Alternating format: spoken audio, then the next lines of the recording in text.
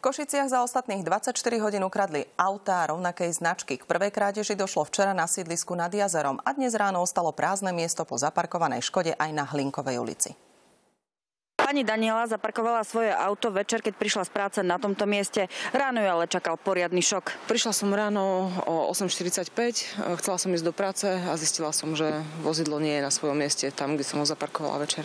Okamžite privolala policajtov, tí na mieste zabezpečili všetky stopy. Určite veľký šok. Kávu som už určite nepotrebovala. Len niekoľko hodín predtým prišiel o auto aj majiteľ Octavie na Vážeckej ulici.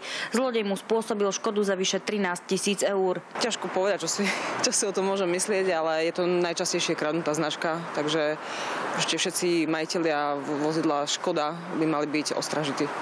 Auto sa podľa slov mechanika určite oplatí vybaviť k zabezpečovacím zariadením.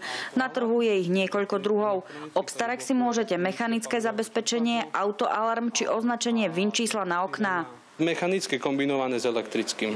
To je asi najúčinnejšie a ešte po prípade sa dajú kúpiť rôzne tiež mechanické zamykania na volant, kde je vlastne namontované to už od výroby, ale ešte sú aj také páky nadstavce. Zamkneme a nedá sa vyradiť. Potom opätovne po nasadení kľúčika, pretočení, vyťahnutí. Dá sa radiť všetky rýchlosti. Takéto zariadenie si môžete zaobstarať za niekoľko stoviek eur. Lebo predsa ten zlodej potrebuje čas čím menší a predsa je to ho odrádza, keď tu už auto začne pískať, alebo je tam to mechanické zabezpečenie. Už má tam problémy, ktoré vlastne mu predĺžujú ten čas na to odcudzenie.